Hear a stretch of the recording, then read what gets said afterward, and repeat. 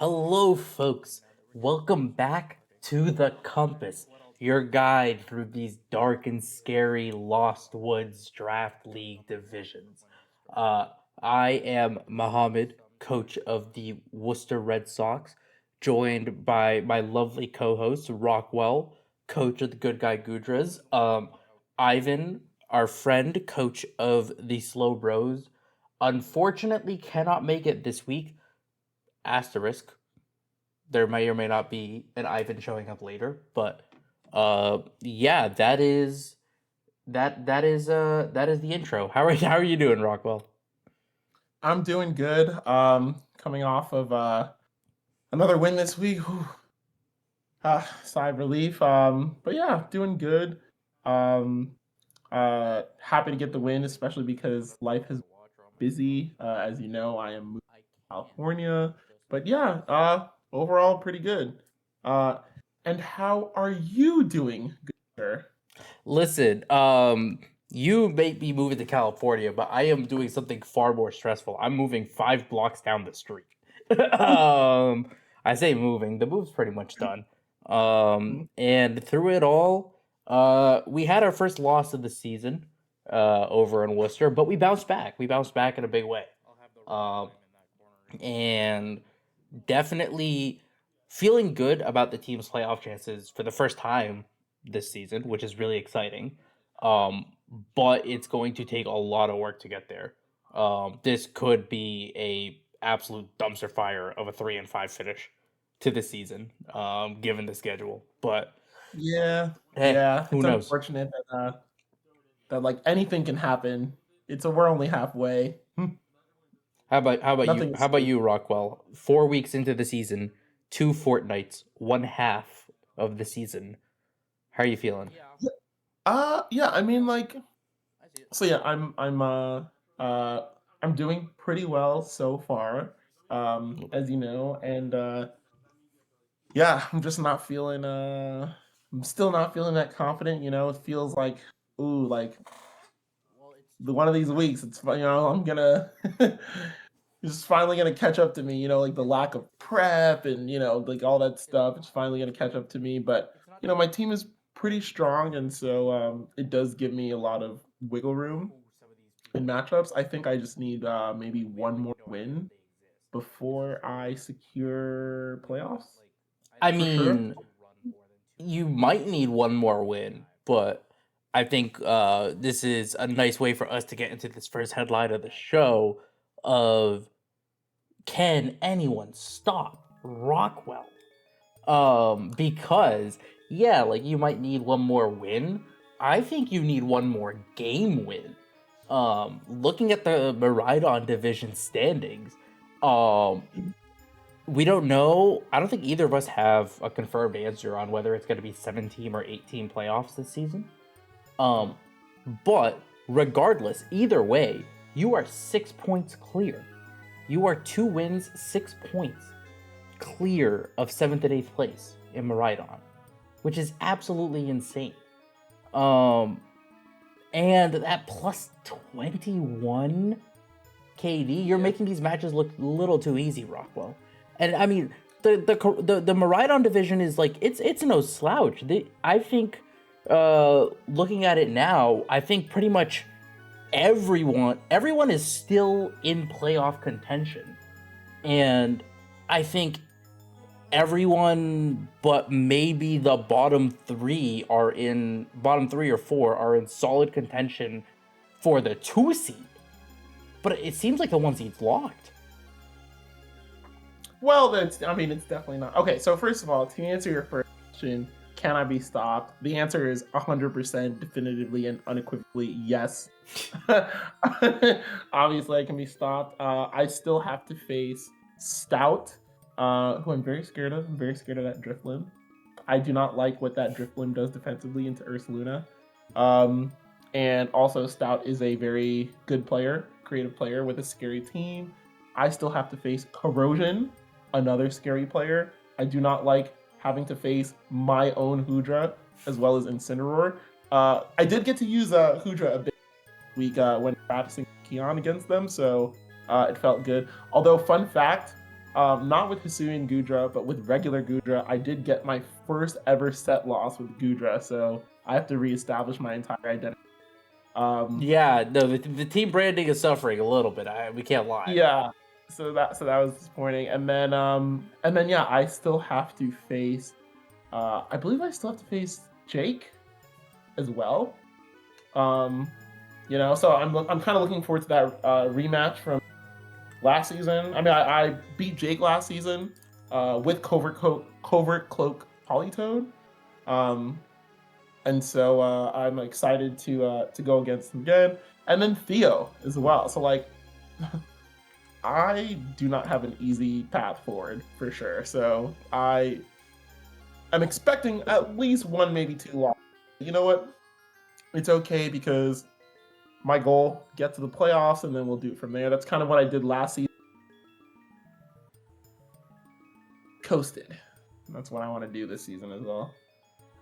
We lost you a bit there, but yeah, no, like, get to the playoffs is the goal. And I mean, obviously, once we're in the playoffs, single elimination bracket, anything can happen. Anything can happen. But especially if it's a 7-team playoff, getting that 1 seed, getting that bye, and basically saying, hey, I'm now 1 win away from finals, that's huge. That is massive. That's true. And I think we've had discussions in Lost Woods over the past couple seasons of, hey, is there anything to play for when you're playing for the 1 seed? If we're doing a 17 playoff this season, there is absolutely a ton to play for to get to that 1 seed.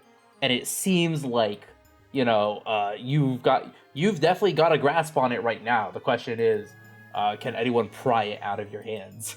I mean, you've got a good thing going. Meanwhile, in Koraidon, no one has a grip on this 1 seed. There are 7 3-1 teams in Koraidon.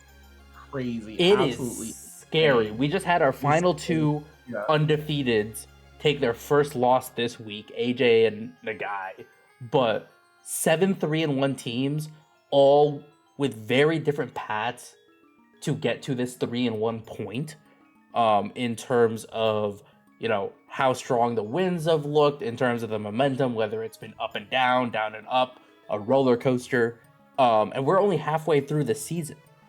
That being said, there are 7 3-1 teams. There are 7 teams that are not 3-1. And of those teams, only a couple are 2-2. Only a handful, 2 or 3 are 2-2. Is this look at the top 9 a potential playoff preview here in Koraidon? I mean, like, it's trending that way so far. I mean,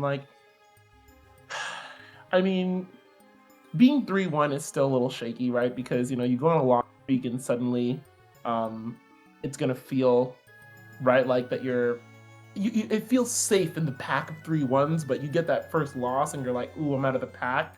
So, there's still maybe 1 more week to figure out whether or not, like, it's over or it's a lock for that top half. But it's really trending towards a kind of a binary league right now, which is crazy. I would not have predicted that at all. Yeah, and I mean, a lot of these 3-1 teams still have yet to play each other. I mean, True. I have, I believe, 2 or 3 of these teams on the schedule for the back half of the season, right?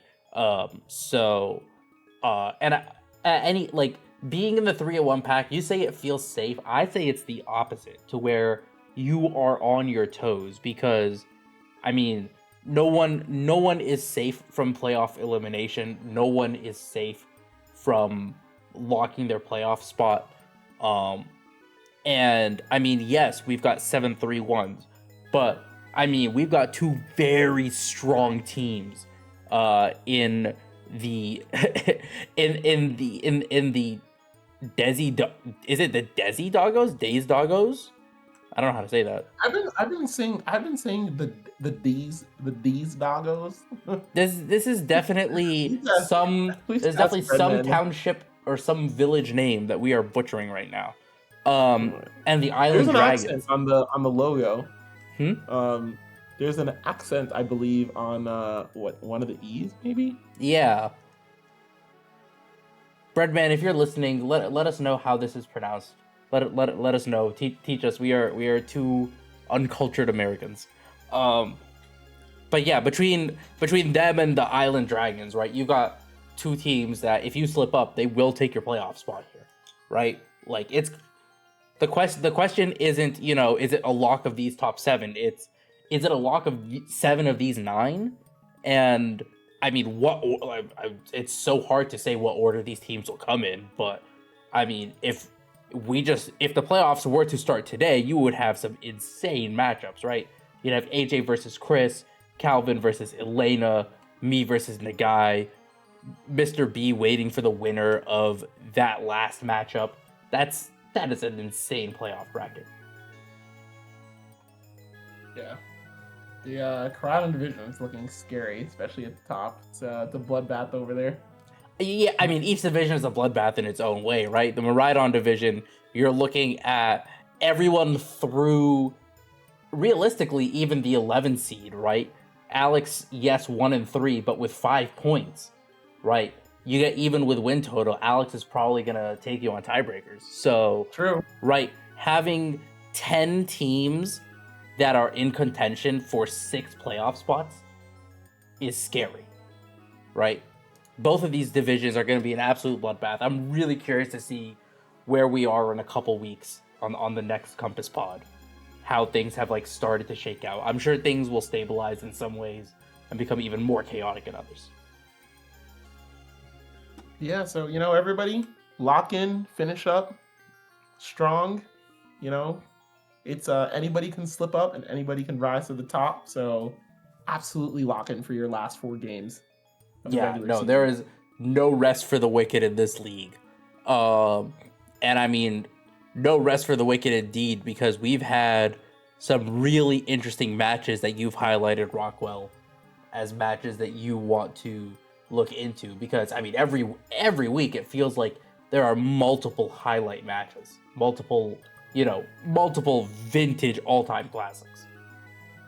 Yeah. So, well, first of all, there are, I think it is halfway through the season, and we're at a point where we're starting to get a sense of how strong some of these rosters are, how strong some of the coaches are, as well as starting to get a sense of where everybody is in the standings and where they're projected to end up.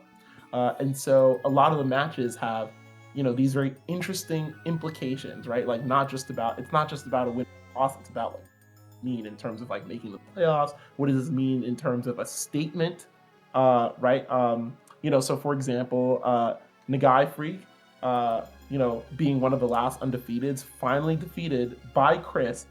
Very important match, very important result. Shows that Michael does indeed bleed human blood, and that match was actually quite good as well. Chris's Primarina went absolutely off during that set, so it's a very interesting set to watch. I recommend that you go and watch it tomorrow during Tuesdays. Korai Tuesday. Yeah, so that was definitely a match that I very surprising result when the undefeated goes down. Very exciting. The next interesting match, we have had a lot of debut coaches in this league, and the Toost, aka Colby, aka one of the league administrators who has stepped in, has come in hot with that 2-0. Since taking over the league, I believe Colby has not lost, right? Colby beat Darkhelm this past week, and the week before they beat Liam. That's correct, right? Yep. That's correct? Yes. And so that's actually, I mean, the implications there are wow. Like, this coach took this franchise, made a bunch of changes. The front office gave them the executive power to make as many changes as they want. They completely changed the culture and just started winning immediately. It's so remarkable. That is the coach of the Portland Cedras. You move the team to Maine, and all of a sudden the energy just hits different. It just hits different, you know. Sometimes you just need that like change of scenery, change of environment in order to wake people up, you know.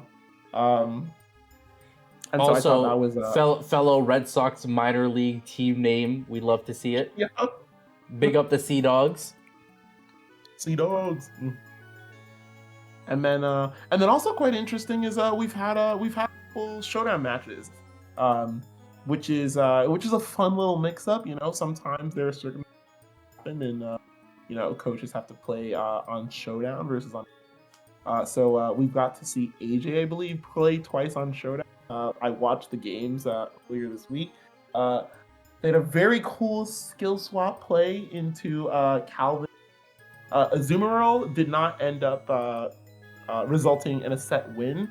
So AJ did, in fact, take the loss there. But I thought that was another interesting match, right? AJ versus Calvin, with the added dynamic of being played on Showdown as well. So lots of interesting things happening in these past 2 weeks. Lots of upsets and statement matches and you know, crucial wins to like keep playoff hopes alive.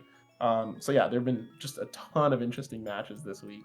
And that's just scratching the surface. And we'll kind of talk about I mean, interesting in a lot of ways, right? Like, yes, we've talked about interesting in the way these coaches can control. But I think especially it's Pokemon, it's VGC. We know it's a game with a random factor in it, but it really seems like we've had a lot of moments these past couple weeks where the RNG has made a massive difference. This RNG might be defining some teams' seasons. RNGesus has been smiting. I don't, you know, if you need to sacrifice your go-goats or whatever, absolutely do not take any shortcuts here, because you will be smited by Arceus in the form of bad RNGesus. Can we just you know, I think it might be safe to say that the poster child of the short stick this week might be Ronald. Can we play the clip of you know, I believe Ronald was playing one of the best looking coaches this week when their mouse hold made a critical error. Do you mind pulling up that clip? Wait. I think we've got it. I think we've got it here.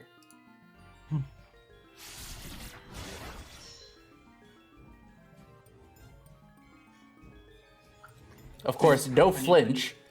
We start there. It could have been worse. Yeah. And then. Yeah. Was that 3 hits? That was 3 hit pop bomb. So 3 hits when it needed 4. So yeah. So for those of you who are listening and not watching, so basically what happened was I'm in an end game. You know, I know that my Yon Mega, it's Yon Mega versus. I know that Bug Buzz does not kill the mouse hole, so I'm like, crap. I have to try to flinch it with Air Slash, or it's just gonna kill me with Pop Bomb. I hit the Air Slash, don't get the flinch. 3 hit Pop Bomb right before it's about to kill me, and then that's it. 3 hit Pop Bomb when, if you'll notice the item, the wide lens. With wide lens. So the 1% chance to miss came exactly when Ronald needed it least. Absolutely insane. And just the week before against our boy Ivan, the triple axle misses were just salt in the wound. Salt in the wound. Ton of triple axle misses on against Ivan as well. So that was some really bad RNG. We also have you know, another unfortunate case with one of our favorite coaches, one of the players' favorite coaches, the coach's coach, Alec. It's your favorite coach's favorite coach. It's your favorite coach's favorite coach, Alex, who has been having an unfortunate season with just all sorts of shenanigans happening. This game versus Jake, where you know what? Let's just go ahead Down and into the let's just KO go ahead and piece. see this. Okay. So basically, this is an end game where there's Jake has Legion are down into the KO. Rillaboom and Compledor on the field versus Alex, Sneasler, and Cinderace. And so, you know, normally you And, think, okay, as yeah, we right? see at the start of the turn, the Sneasler has fake out live. Yes. Oh, and by the way, for context, the turn before this, Cinderace missed Pyro Ball into Rillaboom. Which The turn would have before. KO'd. Yes. And then what happens? What happens? KO a piece. Okay. Sneasler comes in, fakes out, Grassy Glide. Doesn't get The there. Cinderace Cinderace lives lives, just and- barely. Yeah. Now I feel really bad. You know it's bad. Yeah. Oof. You know it's bad when. You know, it's like you know, it's like Ronaldo going to you know, like his leagues or Messi. You know, like sometimes the striker doesn't have it anymore. You know. Nah. It's not today, and- Cinderace is been going for a few years now. I don't know if you've Yep. run Sword and Shield lately, but those games, they're maybe from a performance perspective, not aging as well as they could be, and we see it in Cinderace's Pyro Balls, unfortunately. Yeah. So yeah, you know, it's just the game we play. It just somehow in this past fortnight, there's just been a lot of this is the game we play going around. What else? What just a few other ones that we wanted to highlight. We won't show clips. You guys should go and make sure to watch all the games. Check out the Liam versus Pengy set, the end game there. Oh, actually, this is a good opportunity. So we talked about the poster child of the short stick of RNGesus. We also have the golden boy, the person who has been completely shielded from any sort of smiting or harm, this, which is my good friend, coach of the Massachusetts Marines, Keon. Not Keon. Keon. Wow. You better have the right guy because woo, Big Pikachu loves him. If for the interest of time, we won't go into the details, but just make sure you rewatch that between Keon and Stout as well as Keon and Corrosion. Absolute roller coaster of a ride. Now I'm not saying, you know, of course Keon, you know, played fine, right? You know, but sometimes you just get bailed. You just don't get punished for your mistakes, and you know, luck is a skill, I guess. What can I say? Oh, I mean, RNG is absolutely a skill in this game. Managing the randomness, managing, you know, the variance in your matches is a skill. But some things just cannot be taught, and I think Keon has one of those things. Well, you know, it's interesting you say that some things can't be taught, right? Because what do we always say in basketball? What does Stephen A say? You can't teach 7-1. You know, you can't teach big hands, right? Like one of the few ways that you actually have to try and mitigate your bad RNG is to just come with the absolute bullshit mons where you have so much leeway that it doesn't matter if you get crit. It doesn't matter, you know, like there's no roll because you do so much damage and it doesn't matter. You're always moving first because you're the fastest, right? You know, you can kind of control your roster a little bit. You can kind of control your prep, but you know, when it comes down to hitting the field,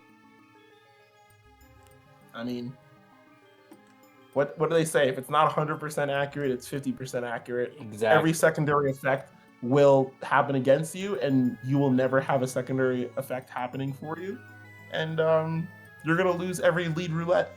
So, you know, yeah, no, listen, you can prepare all you can, and as long as you're not up against Keon, you probably have a good chance. Oh yes. Now that being said, Rockwell, I know over the past couple weeks there has been some discussion in the Lost Woods server and some discussion among friends that has left you with a lot of thoughts in terms of, okay, hey, what does preparation look like?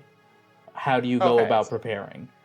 I know you've got some thoughts. I want to give you the floor to share your takes. All right, so take this with a grain of salt as the person who spends way more time helping friends prep than I do prep for my own matches. So take a little grain of salt. He says 4-0, the only undefeated team in the league. I really undervalue like deep prep, and the reason I undervalue it is because it doesn't matter what you think is going to happen, right? Whatever you think is going to happen, the coaches are going to do something different. So all that deep prep that you're doing, especially against your opponent, most of it is going to go to waste, right? You're going to cover for like most of it to waste. That's okay, right? That's what happens, right? Like being prepared, like no one goes into preparation actually thinking that they're going to cover every single scenario, right? You want to make sure that you don't lose to the most obvious thing, and then keep in mind some of the coverage moves and text that your opponent gets, and then execute your own strategy. And there's a couple ways that fail. Number one, if you only have one strategy, right, it becomes easy to counter. It's gonna feel like your prep is harder if you only have one strategy, right? And most teams, I think, are pretty flexible. I mean, there's a few teams that have a very strong identity, but even there's some flexibility. So yeah, back up 5 seconds. Strategy. Yeah, exactly. Yeah. Mm-hmm. There are some teams that have a strong identity. You cut out a little bit. Oh yes, there are some teams that have a strong identity, but they can sort of implement it in one way or different ways, right? So it's okay, if you, let's say, you're trying to prep against an opponent that has one or two threats, right? And you only have one way to deal with that threat, right? Then it's gonna feel like, okay, I only have one way to deal with the threat. They just counter the thing that I use to counter their thing, and that's the way it works. You know where that problem started? That problem started in the draft. I'm sorry, if you drafted a team that just automatically loses to another team because you cannot deal with the combination of one or two threats, that is a front office coach issue, right? We are doing a snake draft, right? You can see half the team before you pick back half of your team, right? So if somebody picks a core in the very beginning and you go through your entire draft and you just completely ignore what the other person drafts, it's on you, right? So that's how I feel about at least the team aspect. The other aspect, mocks. We can go into mocks. I love being a good mock. I love mocking with others. I love the exercise of being role play. Okay, I'm not gonna see your idea. You're not. Let's just go in fresh, see what people are coming up, doing with people, right? I've had scenarios where I've mocked against someone and someone else has mocked against that, and the Pokemon literally don't even overlap. Right, and it's so many ways to skin a cat. So I think mocking with friends, absolutely a great way to prep and make it, it helps, confirm your ideas, or if somebody's independently bringing something to a mock against you that you were worried about it, and they actually bring it, it kind of validates this is something that I expected, and someone also independently brought it. Or conversely, you could be super worried about something and they just don't. And then you have to think, why didn't they bring it? What were they thinking, right? Because at the end of the day, we're putting all different perspectives and stuff. So absolutely mock with your friends. Also, if you want to mock with people, try to schedule early, because we have been having so many poaching of prep partners in this incestuous league it is going to tear apart the compass if everybody is stealing each other's prep partners. So. You say everyone is stealing each other's prep partners. It's me. I'm the one on the short end of the stick every week. Listen, I'm not going to say, hey, no one's allowed to ask Rockwell or Ivan to mock with them. I'm not going to say that. However, understand that if you're my opponent and you are making that ask, we now have beef. Is what it is. You are getting called out in the video. You're getting called out on the pod. I mean, listen, I do think there's definitely a lot of salience that you brought into this conversation. You make a lot of good points. I do think for as much as, hey, if we're talking about, oh, I simply do not have a counter to this, oh, this is a 100-0 matchup, right? Yes, a lot of that does come down to the draft. I do agree. I don't necessarily think it's... I do think drafting with other rosters in mind is important. And I do understand that.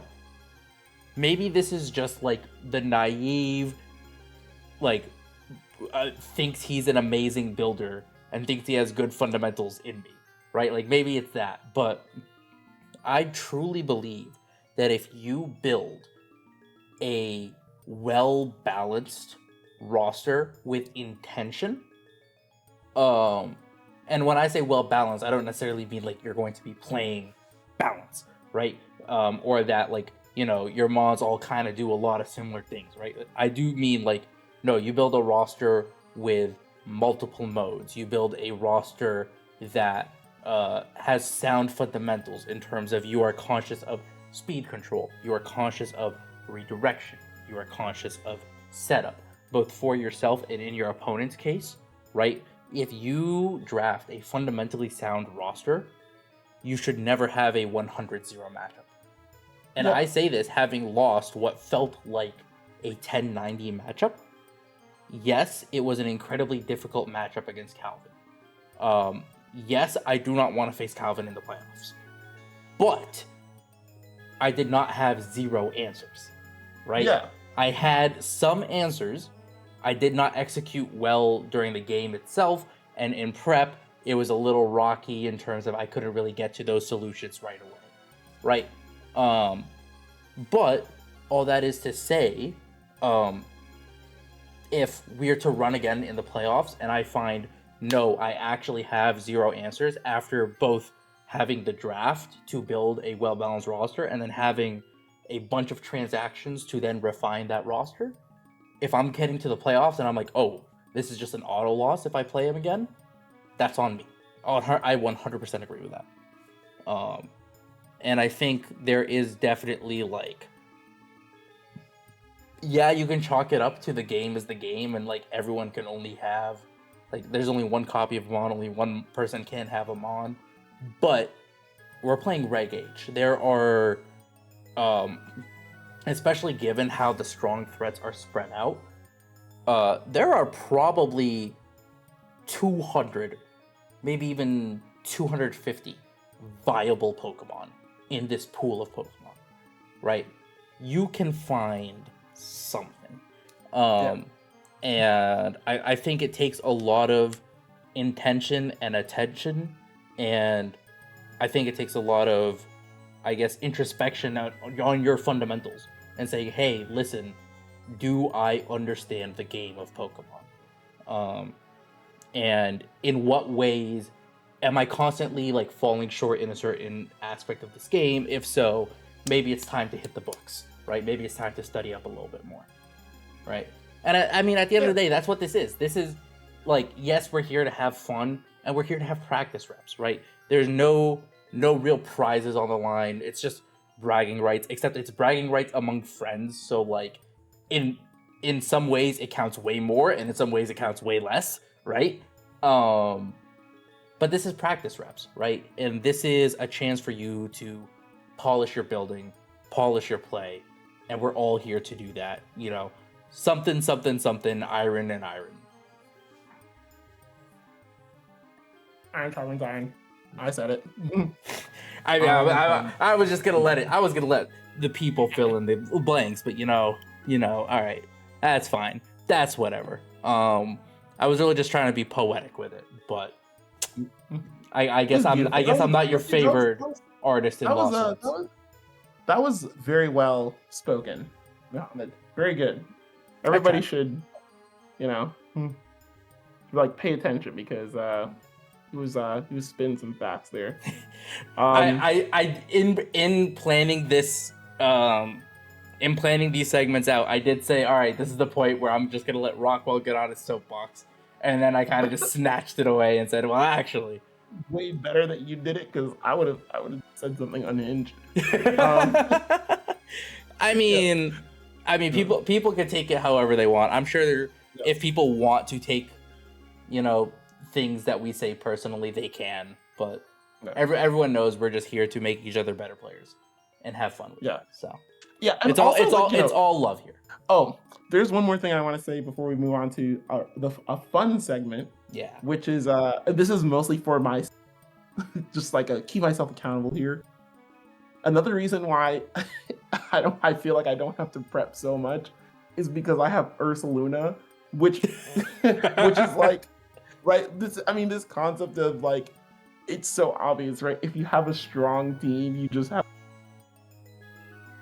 right. Even though I always like try to make it very hard for myself in BDC, strong team, less work, less prep. There's no prep to do. It's just like Ursaluna, click button. I mean, there is still prep to do, and I think this does speak to what we said earlier about like, listen, how are you drafting? Are you drafting with intention and attention, right? Like, you drafting Ursaluna and drafting the tools to make Ursaluna shine, it makes your prep it helps you cover for ways people want to disrupt or overwhelm Ursaluna, and then 2, it makes your prep way easier because your prep isn't coming from the angle of how do I stop what they want to do.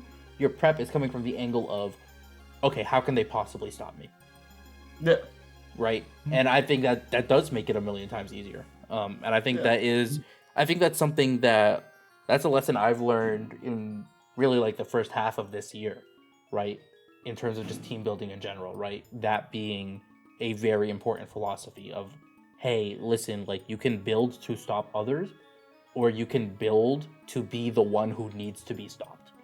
Yeah. Right. And I mean, listen, the game's the game. The game's the game. Ursaluna's on the draft board, and you took it. So, okay, fun transition. Before we get into our TING-LUS and URSAS and all that. Yeah, before we get to the rest of it, we got to end off the headlines with a fun headline. Every news show, right? There's the depressing news, and here's a fun story. So I want to give a shout out to everybody in the league who put the time to make hilarious, beautiful, and amazing art that is associated with these games. Can we pull up these? Okay. Look at this thumbnail from Curry. So this is a demonic giraffe rig. Like, just like, what is that? Like acid, like dripping from its mouth? Is it high? Like, why is it?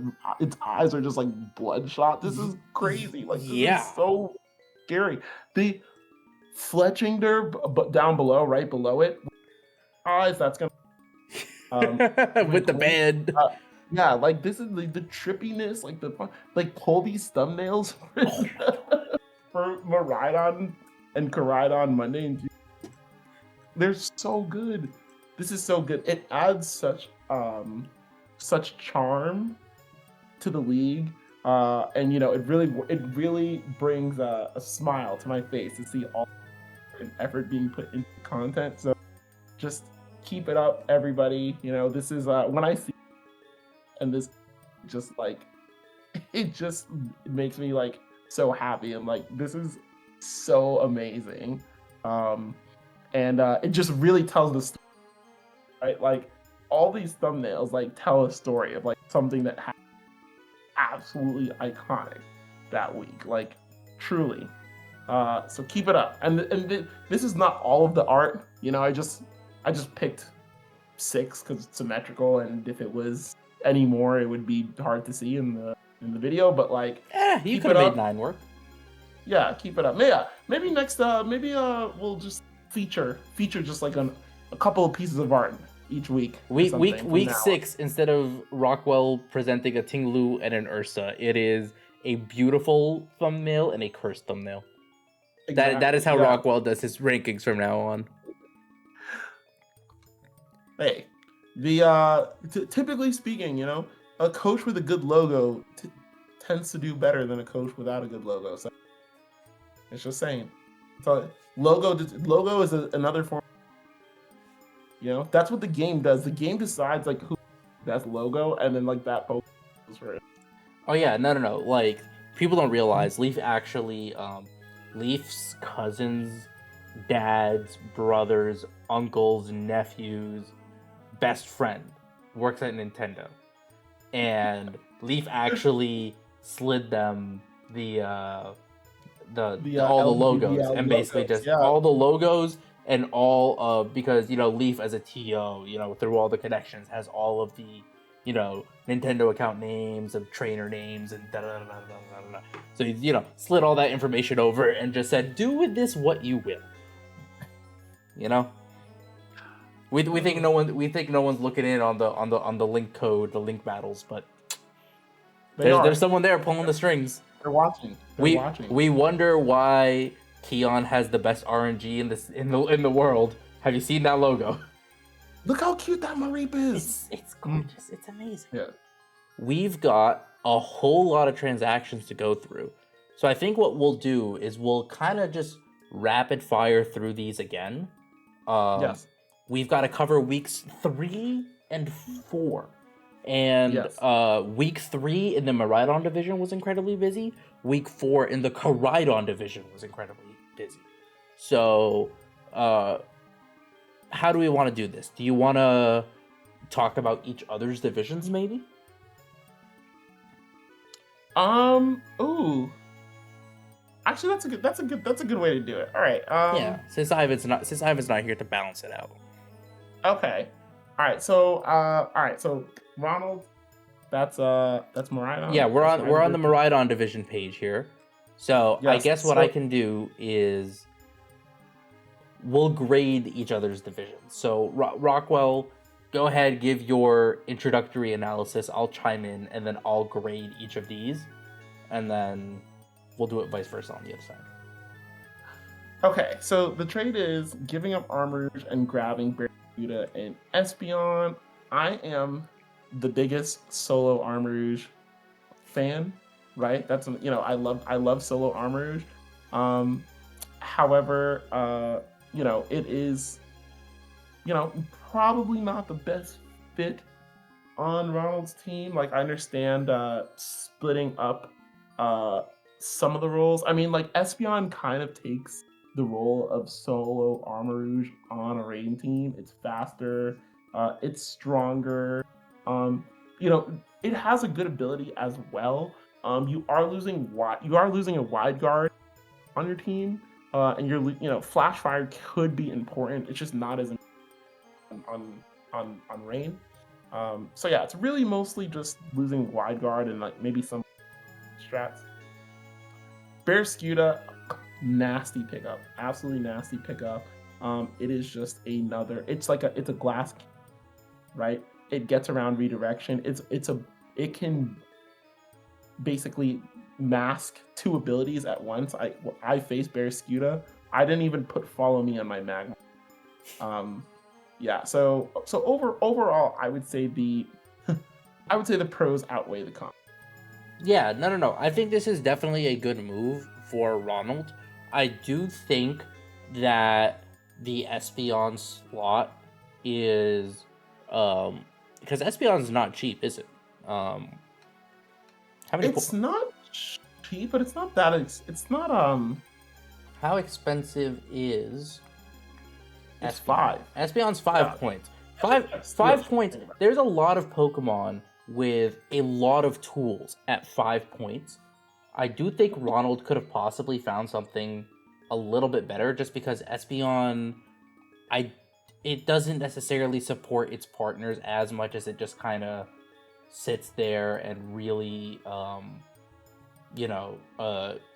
is a wall in some ways, in a lot of ways. And I mean, the damage output is incredibly nice. I do think I would give this a B overall. I think it is an improvement to the roster for sure.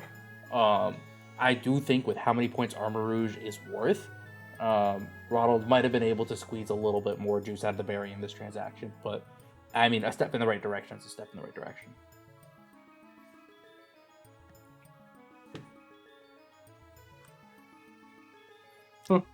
All right. So, on to the next one? On to the next one. And there is no part 2 to this transaction, which I'm surprised by. Yeah, so this is just a Golurk for Electros swap.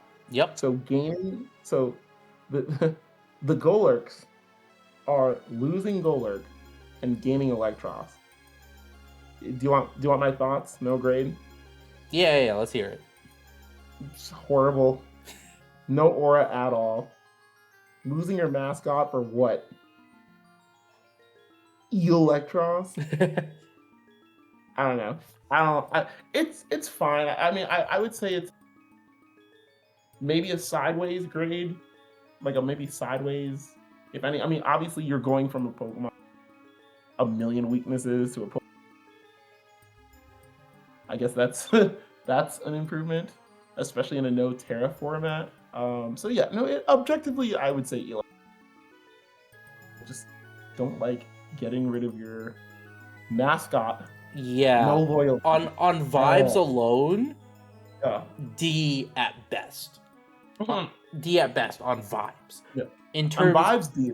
In terms of for the roster itself, if you said it yourself, it feels like a lateral move. I cannot imagine. Golurk didn't really see much play on Patrick's roster. Electros might see a little bit more. It does. I think it does have an easier time getting off the ground and contributing to the match in a way that Golurk doesn't necessarily do. Just because Golurk is weak to everything under the sun. And despite its size, does not really have the bulk to sit there and eat a couple of hits before dishing a no guard attack back, right? So, this is somewhere between a C and a B for me. I think I would lean C. C+. It's a lateral move. It's a slight improvement. But I don't know if this necessarily moves the needle. I think what we'll learn as I'm dishing out these grades is I am definitely a much harsher grader. Even though I will agree in terms of like the quality of the move, my scale of grades is just a little lower. You use the whole scale. Yeah, exactly. Yeah. Like an A move is like, oh, hey, listen, you knocked this assignment out the park. Let's see if this next transaction is that.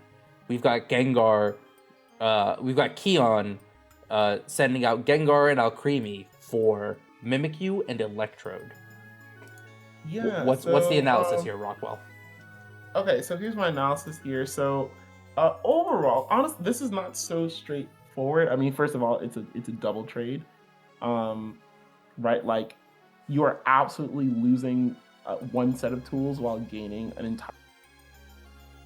I think that overall the offensive output, like cumulatively, of the two Mons might be similar, and I'll probably give the slight edge to Gengar pure offense, and over utility, obviously, I would give that to Electrode and Mimikyu. Now, Keon does have a lot of strong Pokemon on his team already that hit really hard, like the Glade, super duper scary as well. Like, damage might not so important. And so having this, like, with Mimikyu, you get, like, it's like that's your, you still get another Trick Room setter, and you get really spreads out the speed tiers a lot. Right? So now, rather than just relying on Kolo to go fast in rain for speed, now you have an option out of rain as well. Pretty valuable. So yeah, overall, I would say like this is like a pretty good trade. Like Alcremie as a decorator is not so easy to use as just as an attacker, preventing sleep and stuff like that. As is still pretty good as a pure fairy type. And then losing the poison, like the Gengar, is it's a little bit unfortunate as well. But it's not the end of the world. So I would say slight positive for me. I have one question that Yes. I think will solidify a take in my mind. Yes. Does Electrode get Electro Web? Yes. I think this is an A move. I really think this is an A move because, and this might be some level of bias, and I know we've got people in this league that love these two Pokemon. Yeah. But I think in the draft context, Gengar and Alcremie, not that great. In terms of, Gengar is a fast, frail attacker. It has some utility, but it doesn't really support its team super well. And in Gen 9, it's not fast anymore. It's still strong, it still hits hard, but it's not fast, right? It needs speed control to be able to do what it wants to do. It's going to hog your sash. I don't think it really brings that much to the table. It's great in some, when you can bring it, it's phenomenal. When you can't bring it, it's just wasted points on your roster. Alcremie, you said it yourself, very difficult decorator to use, and Aroma and Sweet Veil are both phenomenal abilities.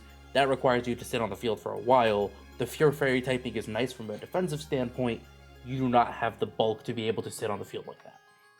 And Alcremie doesn't get moves to increase its longevity in any way, shape, or form, right? So they're both Pokemon that do one thing, either hit hard or support the team, but don't do that one thing particularly well. Electrode is a Pokemon that in this draft context does one thing, but does it incredibly well. Electrode is a phenomenal speed control piece. Yes. You have the fastest Pokemon in the format, hands down, like inarguable, right? So all you have to worry about is opposing priority Tailwind, which is few and far between, right? So you have speed control on your side on top of your Swift Swim Ludicolo. On top of that, Electrode is not necessarily the least threatening offensive option either, right? You've got fast explosions and you have very fast Electro Balls, right? So I think Electrode on its own already provides an angle for this team that it's able to impact the match much more easily than Gengar, just because you do not have to do anything to set it up. And yes, it doesn't hit as hard, but the ability to just spam Electro Webs and enable everyone else, phenomenal. And that's not even getting to Mimikyu.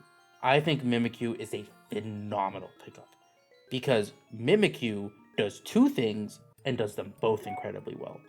Do you want a setup attacker? You've got it. Do you want a support piece? You've got it. Ghost Fairy, phenomenal typing. Disguise, phenomenal ability. Mimikyu, surprising bulk, and not the worst attack stat in the world. You do need a Sword Stance to get to the point where you are doing significant damage, but just the pure fact of, okay, I see Mimikyu on Team Preview, that immediately opens up two different game states. That is massive. I really do think this was an A move from Keon. And I mean, we've already seen Mimikyu pay dividends for him in some ways, right? True. True. I do think Mimikyu has more utility, in my opinion, than Alcremie and Gengar combined. and getting a fast speed control piece is huge. I think this is a phenomenal move. Okay, yeah, no, honestly, you're convincing me here. Like, it's better than I thought, especially I think the electrode angle. I do think I'm kind of a closet Mimikyu underappreciator, I will say. Just because some of its offensive moves I don't like, but in terms of I think you're spot on, literally. I think you're spot on with literally said. Like, nothing you said was wrong. I'm just yeah. Yeah, no. I mean, that's fair. I do think, like I said, Mimikyu's offensive output, underwhelming. Its moves, it will miss. Yes. I was one play rough hit, or rather, the play rough miss in game 2 against CJ sealed the set. Right? That took it from we're playing game 3 to we're not playing game 3. Right? Yeah. So, that being said, that Mimikyu was still incredibly annoying because game 1, I don't know what it's trying to do. It immediately tricks a choice scarf, and now the world's its oyster. Right? Yeah. So, no, I do love Mimikyu. I think it's a really good piece in draft. I think essentially what Keon did is he traded 2 draft pieces, in my opinion, for one really good draft piece and a piece that fits well on his roster. Yes. This next move from Ivan could almost feel like the opposite, trading away Hisuian Arcanine for Pachirisu and Beartick. What say you, Rockwell? This is an interesting move. So, in the context, okay, so keep in mind that this Pachirisu was traded for before the match versus Ronald, and this Pachirisu absolutely carried in that matchup. So, in terms of like coming on the roster and having an impact, like there was secret Pachirisu is amazing. The other thing is that having an actual is and that's something that was missing from the team before, so I understand that. And then Beartick is nice, obviously, too, because you can use your snow to be faster, and Beartick actually gets some supporting moves, like it gets Encore, Taunt, Icy Wind, all that stuff. So it's actually pretty cool in that regard. That being said, giving up Hisuian Arcanine, it feels like you're giving up a lot, right? Because that Pokemon is really, really good. It's a little weaker in this format because you can 2 quad weaknesses, and you're losing the Intimidate. So you're giving up something that's pretty, in my opinion. So overall, like, I don't know. I really value Follow Me. I also value Rockwell on the other thing because Ivan's team is very single target, right? With like Meowscarada and Palmont and all that. The way you get the spread moves is like Earthquake from Ozo, Dazzle, Rock Slide, and then actually, I guess you have Blizzard on Ninetales. Maybe it's not as simple. Yeah, I don't think Ivan's necessarily struggling for spread moves in that way, and I do think that Pachirisu and Beartick do add a little bit more cohesion and a little bit more glue to the roster. That being said, I don't know if it is necessarily enough to where I value it more over Hisuian Arcanine. That being said, I do know that I think Hisuian Arcanine is a Pokemon that really depends on how you utilize it. Yeah. And I think there are definitely ways in which, I mean, part of it is Ivan's playstyle and part of it is the roster construction. I don't think Hisuian Arcanine is the right piece for Ivan this season. It would have been really cool to see him get more out of that move, and I do think that there is a follow-up from Ivan that does get a little bit more out of it. But on its face, this transaction to me is a C. It's not bad. But it leaves question marks around the roster that I think then addresses in week 4. Getting into the last transaction of week 3, we've got Theo, just a 1-for-1 here. Gotharita for Medicham. What do you think? I mean, this is very. I think this is a fairly either fair or an upgrade. So if you look at Theo's overall roster, pull up. Yeah, here it is. If you look at Theo's overall roster, they are so they have, it's like the Garchomp, Azumarill, Typhlosion, Kilowattrel, Weezing team, right? Trapping, the thing that Gotharita adds, like the trapping element does not actually seem that strong, right? It's not like, they have like a team that's well suited for Perish. The thing that it offers the most is Fake Out in that regard. So maybe Medicham is actually a much bigger upgrade over the Gotharita. You still have that Psychic type. Now you add a Fighting type as well, which not have before. And with the huge power, it's like offensively crazy. They also have so yeah, on its face, I would say like slight up. The thing that puts it over the top is Theo also has slacking, and so the skill swap huge power play for slacking is now on the table, and I believe Theo did bring that tech already. So for me, that foresight is actually what puts this on over the top. That combination, as well as, in my opinion, not losing too much for Gotharita. Yeah, I would say this is, for the context of the team, really good. This is a really good move. This is, I can't quite give it an A. It's a very strong B. It's a B+. No. I think it is, like you said, a strict upgrade for the roster, especially given that Gotharita isn't really doing a ton for that roster. Medicham is providing all the same supporting tools. The reason that this isn't an A move for me is because Medicham, it's very frail, which makes it a little tough to utilize. I think Medicham is one of the most interesting mons that is a victim of just straight power creep. Yeah. I think if Medicham were to get a much more optimized stat spread with the tools that it has, yikes, that is a scary Pokemon. But I think it just has the syndrome of Gen 3 moveset, Gen 3 speed tier.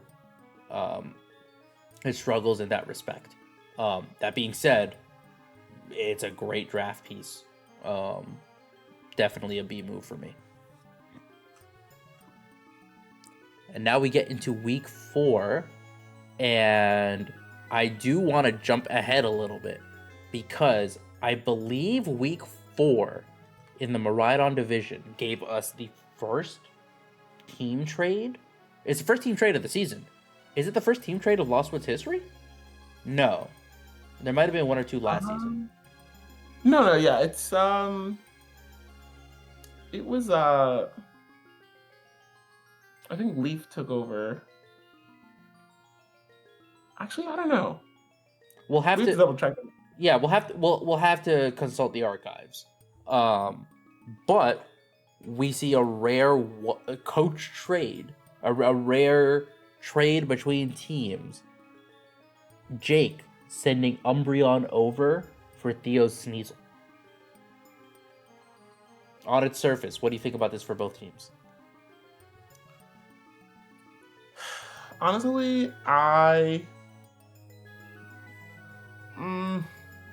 I I don't love it. Honestly, like I think it's okay. Like Sneasel. I would say that it is. It's kind of it's weird because it's like what are teams losing and gaining? Like who like trade? Like who's right? Like if we look at Jake's roster, right? Like they already have fake out, right? I mean Sneasel has very interesting support moves, which is cool. Like it's a very different it's a very different Pokemon. It's a sash holder, so like it's I guess defensive typing doesn't hold up very much. But like Yeah. like losing Umbreon is like you're kind of losing like a big tank of the team that helps with like maybe like stall strats, snarl strats. I don't know. Maybe it's not like to me. It's like it's just like not super. Like there are matches where I can and it's I can't see it as well for the Sneasel. Maybe the ice coverage here and there would be really helpful, but yeah, it's all right. In terms of the other direction, in terms of like the real Theo getting Umbreon, I think that also is a little dubious to me because I feel like Theo really appreciates Fake Out. Actually, like they have Hisuian type Explosion. They have a lot of setup options, Tailwind and screens and all these moves where it like fake out the actual opponent, like the partner gets you out. So losing that fake out conversely with Theo, I don't love. That being said, like Umbreon does make the team a lot tankier, like straight off the bat, because the team is not so tanky. So yeah, overall, like I don't know. I feel like both these are like kind of fair trades. They just like change matchup spreads and the dynamics of the team. This is this is something that I would have to, which is themselves, pick their brain onto as to why they wanted to do this trade and what they were looking at. Maybe if we were to look at their matchups coming up, I could better understand it. But right now I'm just kind of like, yeah, it's fine. There's an old adage in the sports world, especially the world of the NBA, the NFL to some degree, but you really hear this in the NBA. The team that got the best player wins the trade. Yeah. I think that's the case here. I think Umbreon is a better fit on Jake's roster for sure than it is on Theo's, but I think it is a great piece to add to Theo's roster. Mm-hmm. And I think more so than anything, Jake losing Umbreon is a big blow to that roster, in my opinion. I think, especially given Jake's roster being very balancy, pivoty, right? It's not like Umbreon can't play into that, right?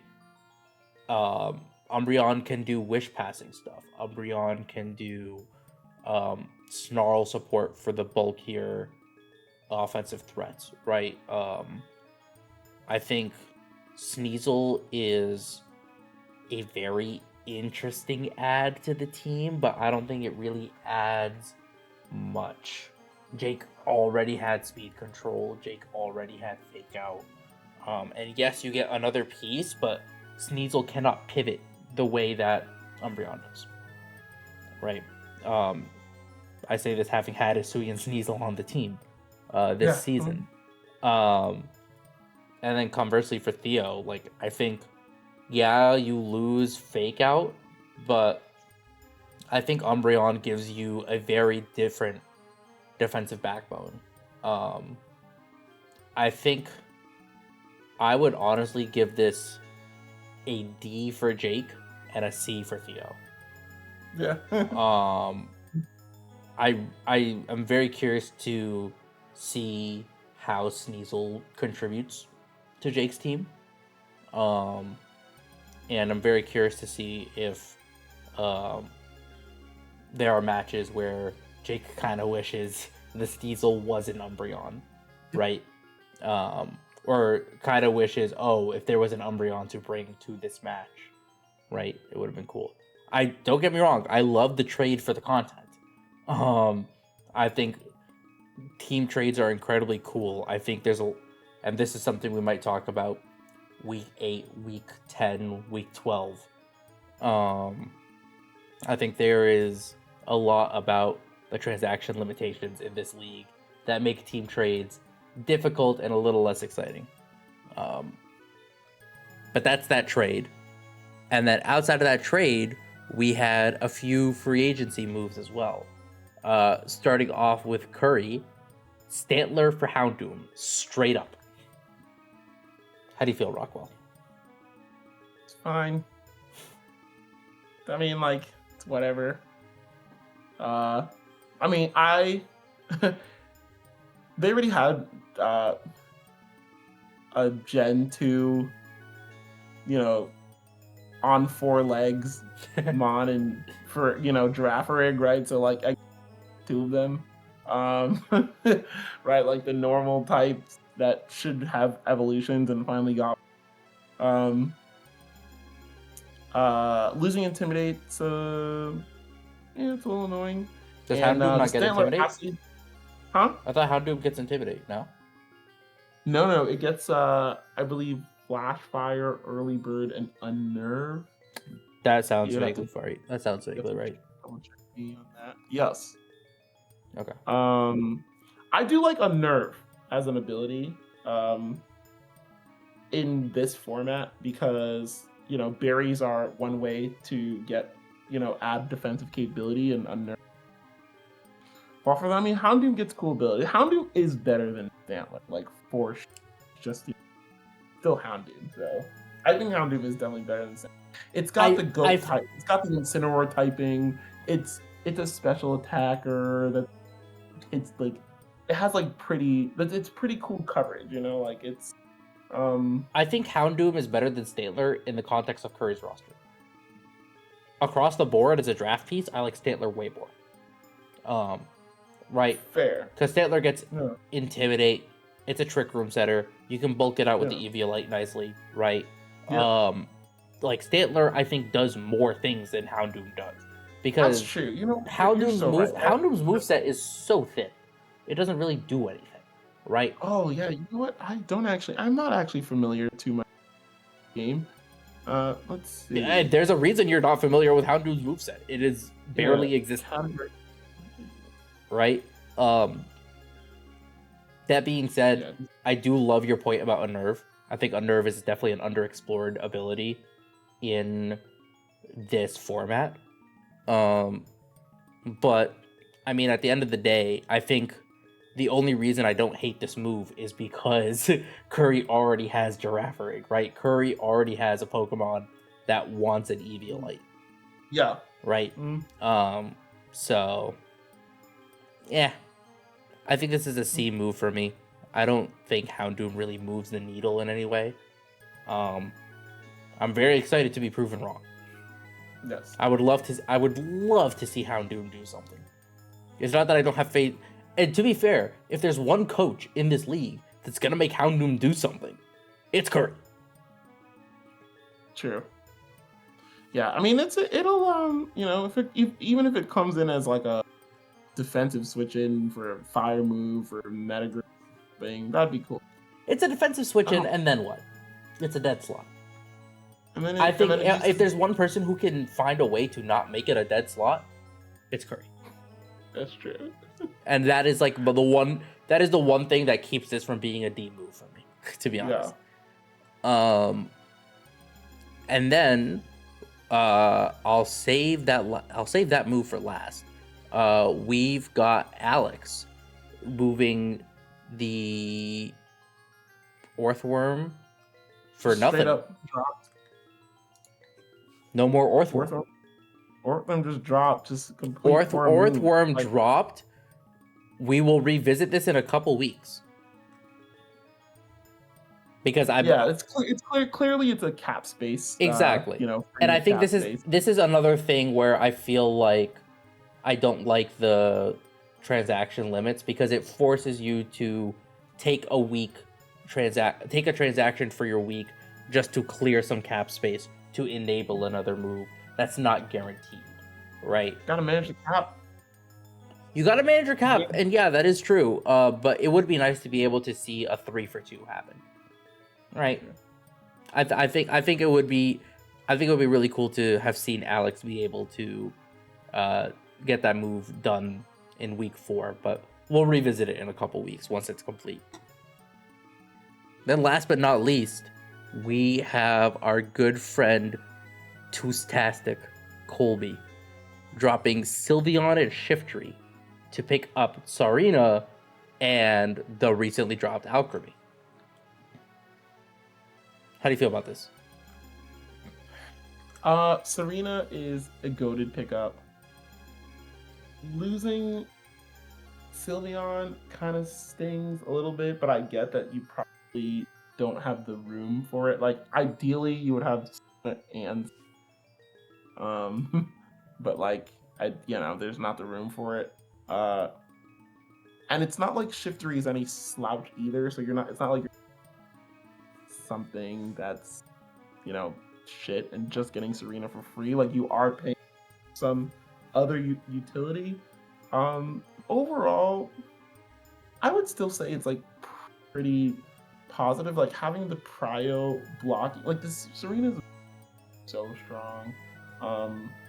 The coverage it gets with like triple axle and power whip, it gets taunt, like it gets help, really good coverage moves. And then Alcremie as like a that like somewhat pure-ish support, like it's pretty good. Like, there are some decorate targets that are a little bit better on Colby's team, namely the Blood Moon and even the Volcarona can be decorate targets, as well as just having the utility of like preventing people from like sleeping or is pretty cool too. So yeah, overall I would say this is a pretty good move. Yeah, I miss Sylveon a lot, but yeah, still a pretty good move. If it wasn't Sarina that was coming back for Colby here, I think this would be a C move for me. Sarina on its face brings so much to the table that I think it is worth losing Sylveon for. And Shiftry, I love that Pokemon. But I don't think Colby had the roster. Colby did not have the tools around it to make Shiftry do Shiftry things. So Shiftry is kind of just there to click fake out. It's kind of just it. And I think being able to find Sarina in this free agency pool is huge. And Alchemy is a decent pickup. I shared my thoughts on Alchemy earlier. I do think putting Alchemy next to bulkier Pokemon like a Blood Moon, like a Volcarona, I think it does make it a little scarier, just because your opponent has to respect and potentially double up the partner, right? Which gives Alchemy a turn to click decorate, right? Or a turn to sit on the field and keep the Sweet Veil up, right? Which one is sleep and which one's the other one? I think Aroma Veil is sleep, right? Or am I bugging? No, Sweet Veil is sleep. Let's just double Sweet check Veil is this. sleep, and Aroma Veil is the other thing. A bunch of like status moves. Yes. Sweet Veil, yes. Yeah. So like you have an extra turn of Sweet Veil or Aroma Veil, right? And you have an extra turn to click decorate. And that's all fine and dandy. And I mean, I'm sure Colby can find other ways to use Alchemy that'll blow me away. But on its face, B move, in my opinion. Pretty good. Yeah. All right. That is So one busy division, and I am excited for division that this. made 0 transactions. Oh wait, sorry. No. Keep going. Yeah. No, Koraidon was quiet for week 3, and then a whole slew of transactions came for weeks 4 and 5. Rockwell, I think we'll flip it. I'll give my initial thoughts. You give your expert analysis and a grade. We'll start with Nate in week 4, deciding to go 2 for 2, dropping Hitmontop and Blastoise for Gyarados and Toedscool. People who have watched the Lost Woods, people who have watched the Worcester Red Sox in the past, know I love Hitmontop. People who have followed the season know that I dropped Gyarados. So you would think I would really not be a fan of this move. But I do think, all in all, Gyarados and Toedscool do provide some really interesting tools. I think this move offers a lot more roster flexibility. It offers a lot more utility. I think Toedscool is an incredibly underexplored option in the context of like Reg Age and Draft, just because its ability is such a hindrance. That being said, as much as I do love the utility that Gyarados and Toedscool give, they both have a lot of difficulty running in Reg Age without Terra. So I can be swayed either way on this move. Rockwell, what do you think? Yes. So one thing that I think is pretty neat about this, in the context of Peaceful Nate's roster. So by giving up, so previously Peaceful Nate had both Raichu and Hitmontop as their fake out users, and with this move they're saying that I am Raichu as my goal. Raichu also synergizes incredibly well with Gyarados, that lightning ability, and it makes it so that, you know, that one electric weakness, like there's actually really good synergy there. So it does mitigate that, like the synergy between the fake out user and Gyarados, and like splitting up the Intimidate and fake out is, but Gyarados is a better Pokemon than Hitmontop in terms of stats, right? Usually in terms of typing, it's that lightness. So you lose having the consolidated fake out and Intimidate, but you do gain this synergy between Rock. It's pretty neat defensively, so I will give like a little bit of points for that. In terms of the Blastoids for Toedscool, I mean, I think it's amazing. I think Toedscool is kind of this like mon that's just like completely underappreciated. I mean, it's a rage powder. It's just a rage powder. There was no follow me. Oh no, that's not true. They did have Magmor. It's a rage powder, which is great. And more importantly, it's a spore. Right? It's a spore and it's a rage powder. There is one way to turn off the ability, which is Worry Seed from Peaceful Nate's Whimsicott, in order to get that Toedscool to spore right away. Which I thought Worry Seed was a powder move. Is it a powder move? We need to fact check this. Because if Worry Seed is a powder move, you cannot turn off Mycelium Might. Is it a powder move? I don't know. I thought it was. Maybe I'm bugging.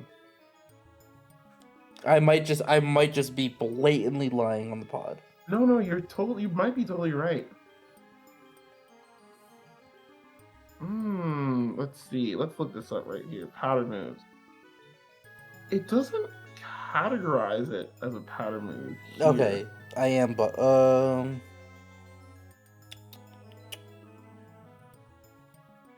Let's go to Cerebi just to double check. Okay, yeah. No, I'm bugging. Yeah, no, I don't think it's a powder move. Never mind. You can Worry Seed a bug type or a grass type. That's huge. Yeah.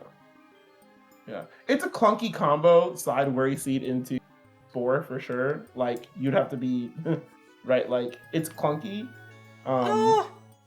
I don't know No. how clunky it is, right? Because you have Prankster Worry Seed, Yeah. and Toad Squirrel's incredibly fast.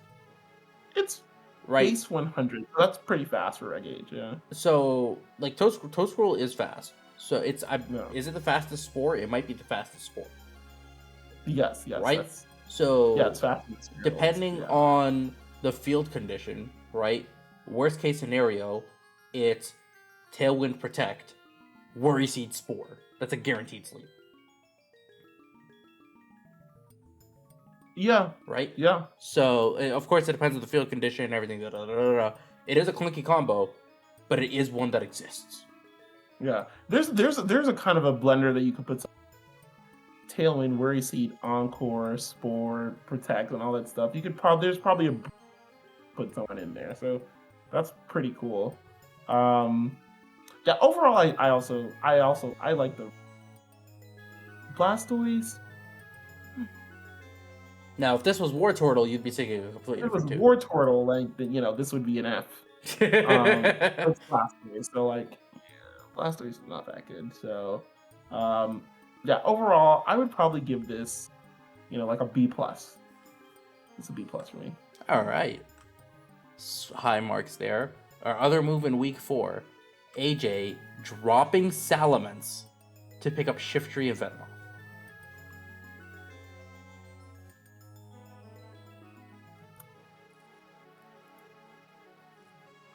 Am I going here? Or are you Oh, going here, right? yeah. I mean, I completely forgot that I'm supposed to say something. We talked about Shiftry earlier. I think Shiftry is an incredibly cool mon. I think without Prankster Tailwind, it's a little tough to get going. I forget if AJ has Prankster Tailwind. I should know this. I don't think he does. So, I mean, it's a fake out user. I think Venomoth is a really cool pickup for AJ's team. But all in all, I think Salamence is incredibly strong. And puts in a lot of good work. So I think I still need a bit of convincing to understand, I guess, the value that Shiftry and Venomoth are bringing combined to outweigh the loss of Salamence. Yeah, so the only reason why, if AJ didn't already have Dragapult on the team, I would probably give this a D. Because I think Salamence is a huge loss. That being said, like, I understand double up on the dragons so much, so I won't be so harsh. Venomoth, I absolutely love. I do wish that AJ was playing Elena, like, going forward, because Venomoth is my favorite Sneasler counter, as everybody knows. It gets a lot of cool moves. Like, it's like Volcarona, right? It gets all like the same Tailwind, Struggle Bug, Rage Powder. But with that poison typing, yeah, Sleep Powder, and its ability, I think, is right, can't get faked out. So I absolutely love Venomoth, deal of a Pokemon, and then Shiftry, yes, Shiftry. Overall, I would say that this is still a net positive for me, specifically because they don't have Rain, and they already have a Dragon type. They're losing Intimidate, which is bad. They're losing a mixed attacker, which is not great. They're not losing Tailwind, and they're not losing Utility. So overall, I would rank this.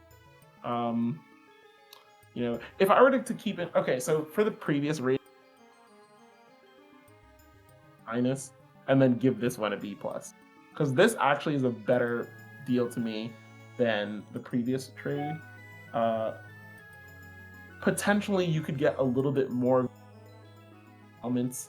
You could squeeze a little bit more value points, but I think this is a pretty decent way. Pretty decent way to do it. Here is a take. I have an opinion on this. Mm-hmm. I think if this is Dragapult going instead of Salamence, I like this move more. Really? I think, and I mean, I'm very happy to be proven wrong. I said this a couple weeks ago, but Dragapult is one of those pieces in draft that it does a lot of things. It does a lot of things incredibly well, but just by the nature of being a mixed attacker, its damage output is not necessarily overwhelming. And the big thing is with Dragapult, its bulk is not necessarily the best. You really need to position it well. It takes, I think, the skill floor to run Dragapult with any amount of success is very high. In a way where I think Salamence, especially like thinking about like Salamence as a piece next to Shiftry, is really interesting to me. Like I would have loved to see that synergy because Salamence gives you another Tailwind setter, right? To a Tailwind setter that can sit on the field, eat a hit, Tailwind, right? I think Dragapult's a really cool piece. But I'm curious to see how much squeeze AJ gets out of that. I think if this was Dragapult going for Shiftry and Venomoth, especially if there was then a plan for like some follow-up for the extra points, I think this would be a really cool move. That's me personally. Yeah, I mean the thing is that like, yeah, it's a very interesting comparison, Salamence and Dragapult. Like, I think I personally value what Dragapult gives a little bit more because, you know, it's super fast and it is very one-dimensional in that one. But like sometimes I think I would rather personally hit the speed cap versus I mean Salamence is versatile. Like it's super versatile. Like it could be really bulky. It could be like, you know, I mean Salamence, Dragapult can also be a mixed attacker as you were saying before, but like it's a lot harder without Terra. Yeah. You know, to have like those like surprising like mixed attacks. So it's like for me it's like kind of like the versatility of Salamence is pretty good, but like the, you know, the Dragapult's very direct, but you know, Helping Hand, Choice Band, Dragon Darts is a starting point that just anybody can like go off immediately, right? It's like I have this. If you respect it on lead or lose. Yep. No, Yeah. absolutely. I do think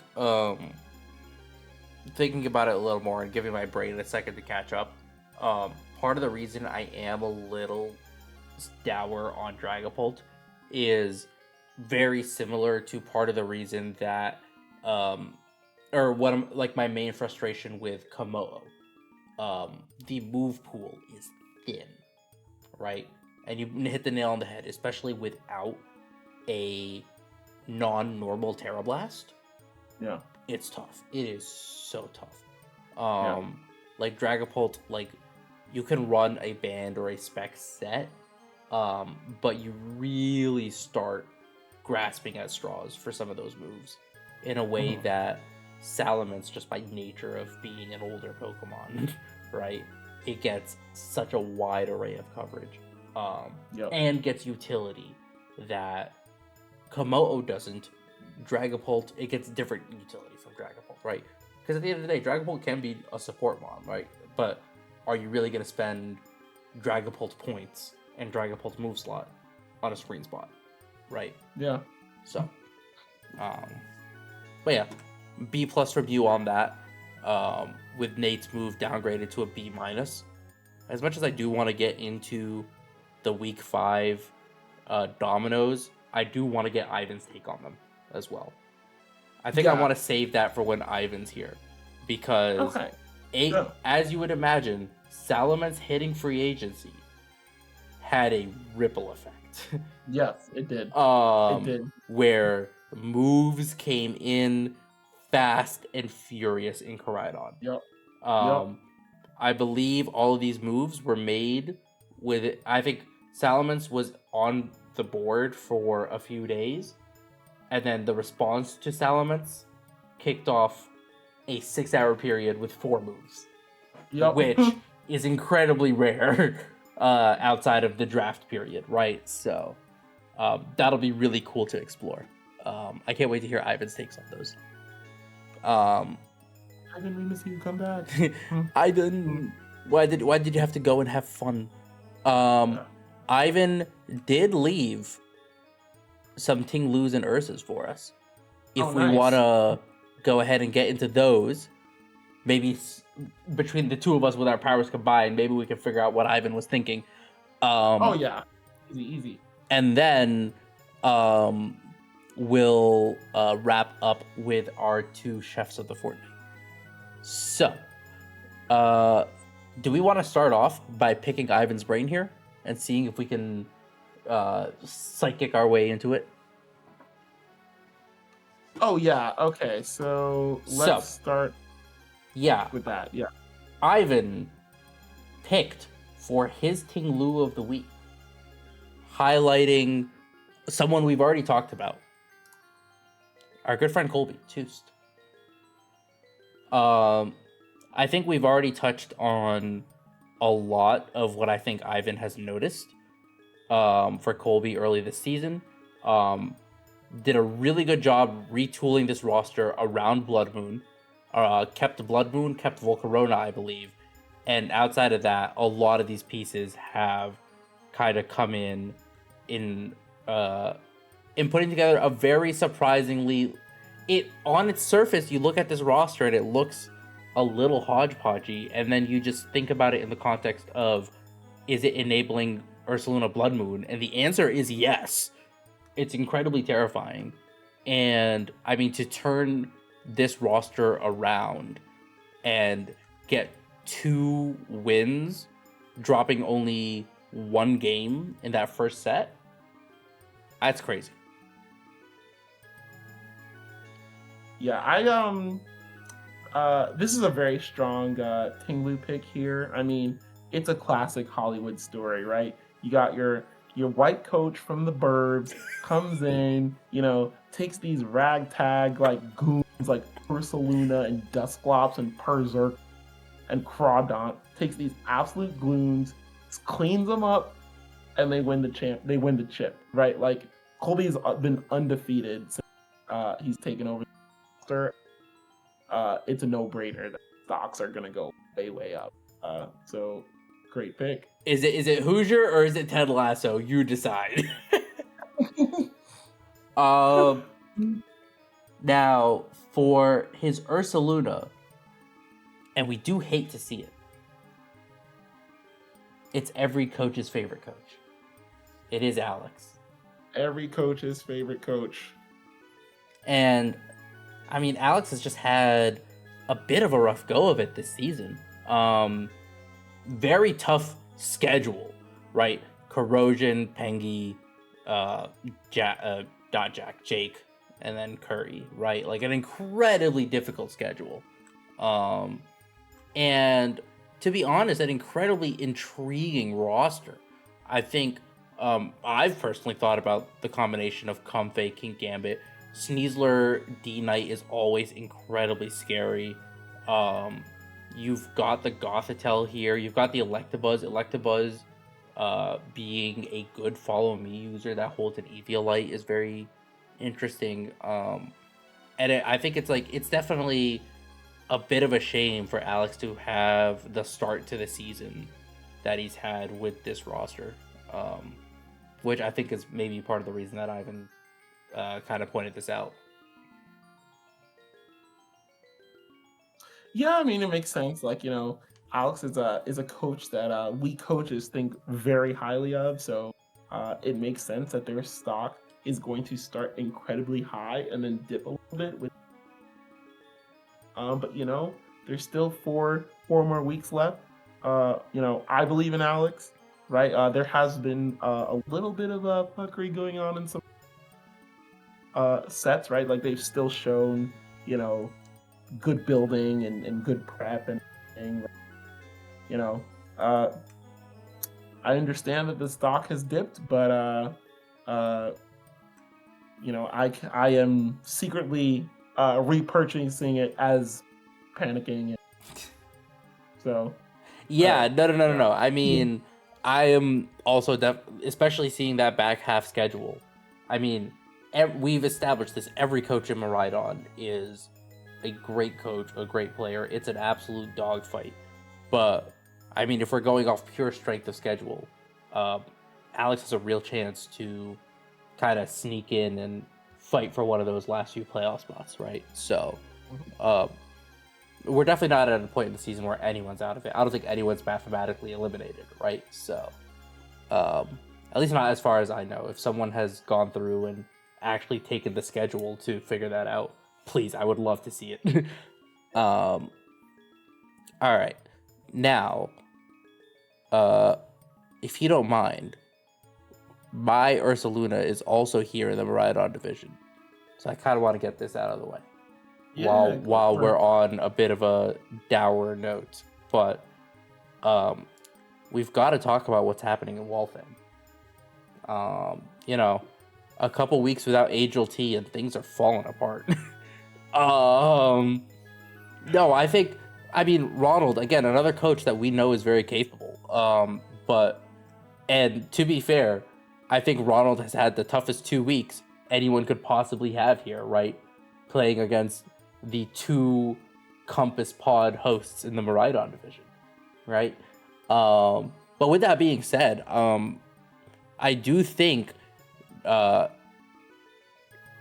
0-2 losses and not being able to get a 3-0 against Keon, having that go to game 3, means only having 3 points 4 weeks into the season, which makes your playoff hopes incredibly tough. Which, looking at this roster, I mean, early on in the season, if you told me this roster, especially given the Barrascuda edition, right? You tell me this roster is 1-3, I would be really shocked at what happens. And I mean, we all know suspect number 1 over here. Yeah. But don't forget about that, the triple axle misses. Yeah, I mean, suspect number 1 and suspect, where are you? Where's suspect number 2? There you are. They got rid of it, right? Didn't they? Did he? Is that true? Who missed the triple axles? Oh, it was Meow. Meow must have went a while ago, right? Wait a minute. Hold on a second. Where's Ronald? No, the only move Ronald's made has been Armorage. I don't know who missed these triple axles. I don't know who you're thinking of. What am I talking about? That was not Ronald. It was definitely Meow missing the triple axle. Then it was not Ronald. I'll tell you that much. I think you're thinking of Ivan. You're thinking of Ivan, or you're thinking of the other division? Definitely thinking of Ivan. Yeah. God, yeah, but no, the pop bomb miss. I mean, what are you gonna do? Some seasons it's not your season. I'm not gonna say the season's a wash. But I mean, I hear flights to Cancun are real cheap right now. Oh no, not the Cancun flights. 1, 2, 3. Not the pre-booked hotels. Season's not over yet. Pre-booked. Listen, the season's not over, but you're telling me you wouldn't want to see Hisuian Decidueye, Mousehole. You tell me you wouldn't want to see 4 Mousehold on a small banana boat? That's true. You telling me you wouldn't want to see that? They would have such a good time. Dude, Mousehold on the banana boat would go so hard. That's all I'm saying. Yeah. And listen, sometimes it's a rough start to the season. Again, you can turn it around, but I mean, that week 5 into Colby, that is terrifying. I think Ronald has something to prove. And I think that's gonna be an incredibly good match for sure. Speaking of coaches who have something to prove or are playing like they had something to prove, can we shift over to the Koraidon division and talk about my Ting-LUS for the Fortnite? Yes, we can. Mr. B and the New York Ninetales. What an absolute tear. Absolutely cooking. Absolute tear that they've been on. These 3 2-0 wins and the one loss in the season being a game 3. To the champ. absolute dominant start to the season, or at least as dominant as you can get in a division that is as tight at the top as this one, right? Tied for best differential, tied for best KD in the league or in the division, top of the standings on points. Which, I mean, when you are a full 4 points clear of someone with the same record as you, it shows that you are showing up and you are executing, right? You are playing your game. And to have taken wins against, I mean, who we were looking at as some of the top contenders in this division early on, right? With, you know, and not necessarily a cakewalk schedule, but a very strong schedule in the back half still. But I mean, and to do it with this roster in the way that he has done it, where it's an Ursaluna Blood Moon roster, where the standouts have been Rotom Wash, Galarian Weezing, Houndstone with no... Oh, there is T-Tar, there is Sand. But still, like, to have gotten the wins in the manner that they have, I think the New York Ninetales are a real problem. Oh, yeah. Rockwell, you got any coaches out there, any teams out there that you think are a problem right now? As a matter of fact, I do. So this fortnight, my Ting-Lu is my good friend Mogo, aka Calvin, aka the coach of the Boston Clonter Rolls.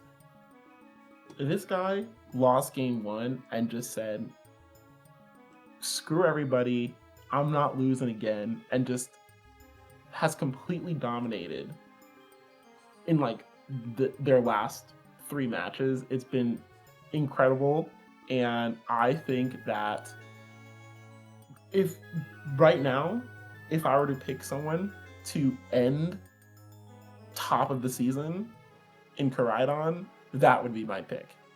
Calvin. I think Calvin's on an absolute tear. Disgusting. It is a disgusting roster. It is Poly Ludi, just like we have in Miraidon, but there's an Archaludon on the team too. Yeah, an Archaludon on the team. So like that's so scary. And I think they have good matchups going forward. I think that they are just going to be poised to cruise, and I think it is in Contra Roll stocks. So that is my Ting-Lu for the Fortnite. In terms of my Ursa for the Fortnite, unfortunately, I'm going to pick Breadman.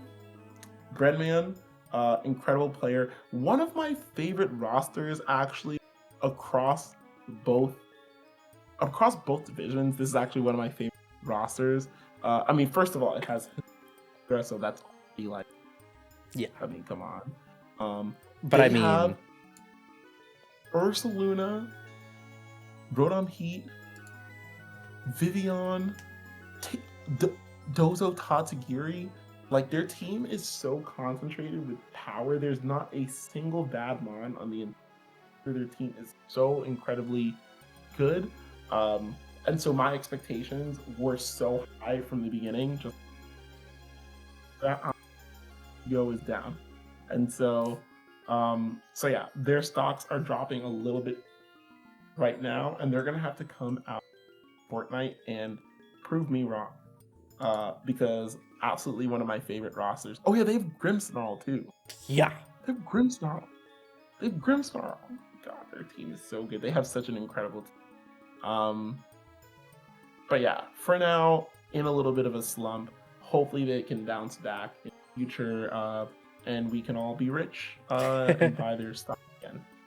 So what Rockwell's saying is, listen, the stocks are coming down, but buy low is what Rockwell's saying. Because, Exactly. I mean, yeah, this roster is incredibly terrifying. I am very happy to not have to play it in the regular season. And, I mean, yes, not being in the 301 crowd sucks, but being 2-2 with just as many points, or I think just being 1 point shy of the bottom 3-1, you are in really good position, right? Close out the season strong, and you know, it might still be fully in your control, actually.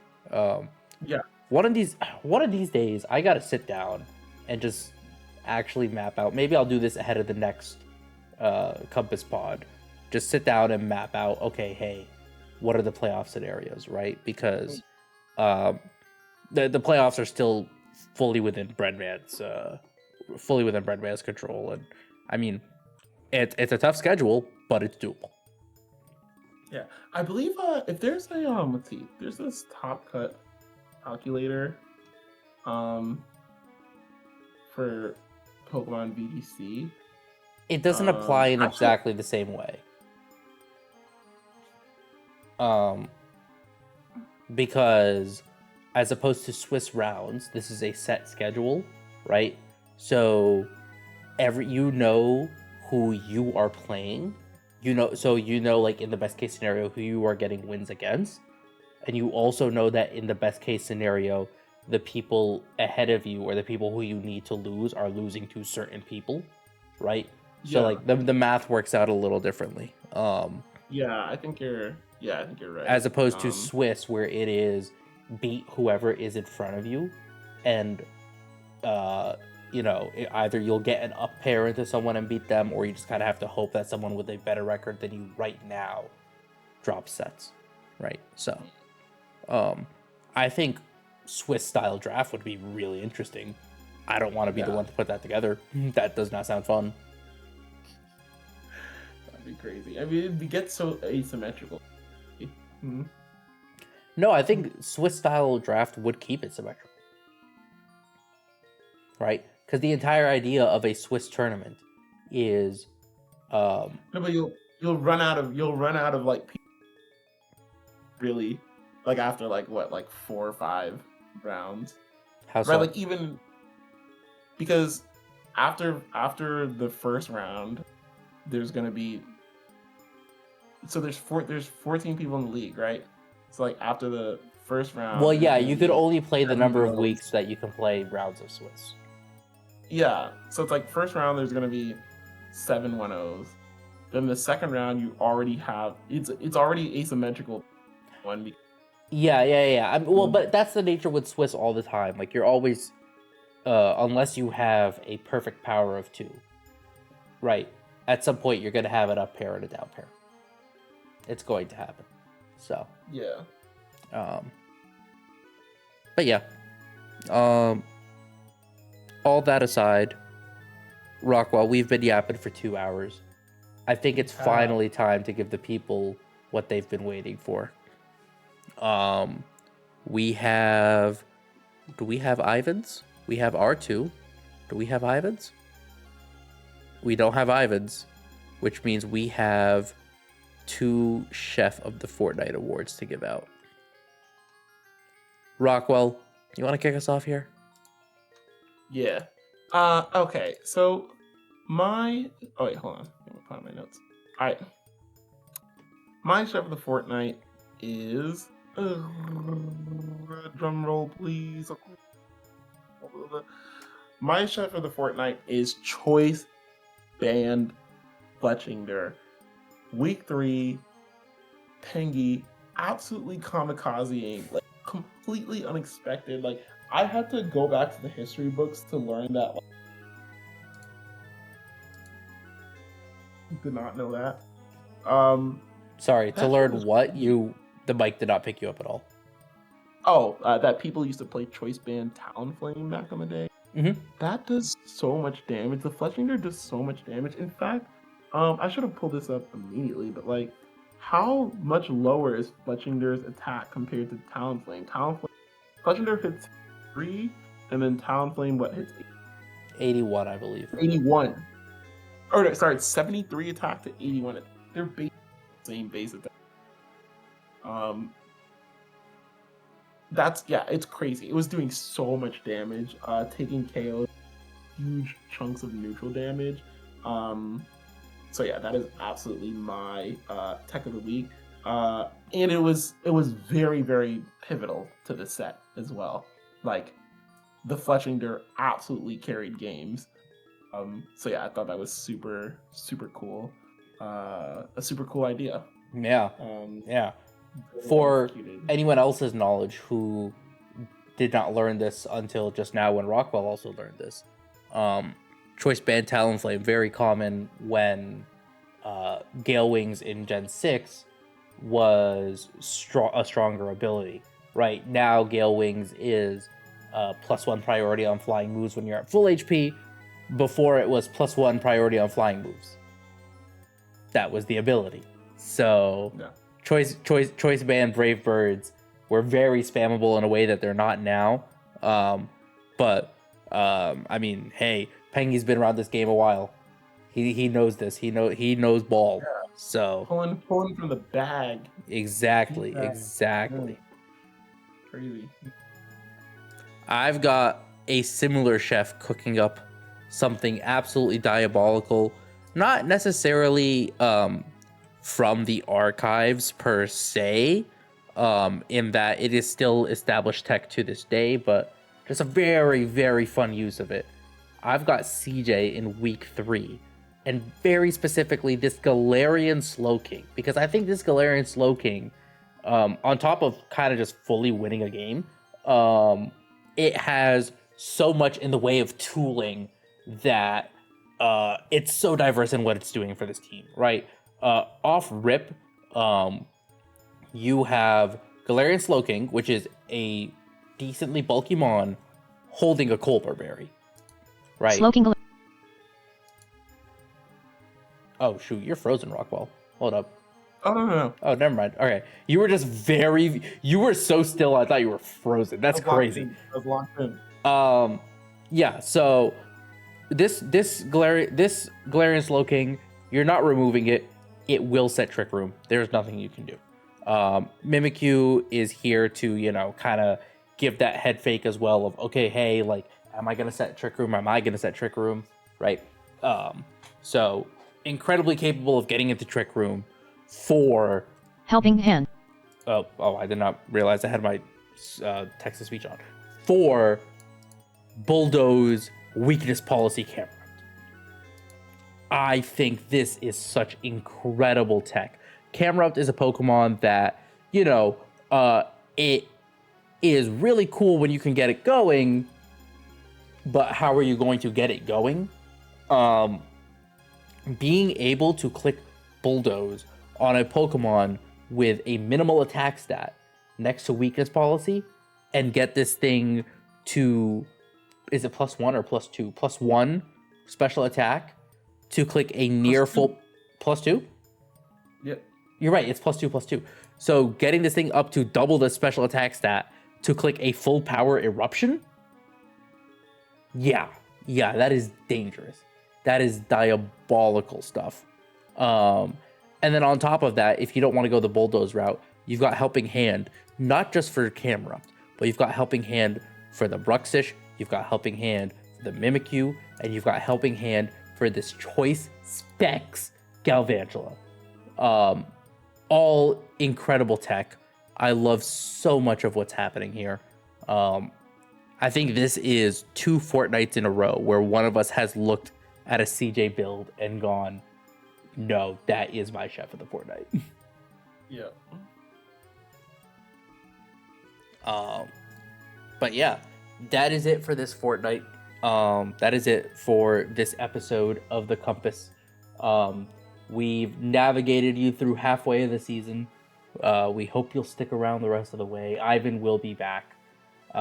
Rockwell will be gone, but not gone.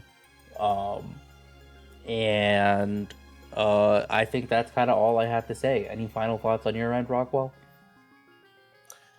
Nope. It's been an incredible half season and looking to more content, more battles, more discussion for the next 2 fortnights before we eventually do playoff. Yeah, no, exciting back half of the season. Really curious to see where this goes, and we'll be there to guide you through it in a couple weeks. So we'll see you next time, folks. Right. Adios. Oh, the confetti. That's a wrap. Did you do that effect? No, did you? No. What?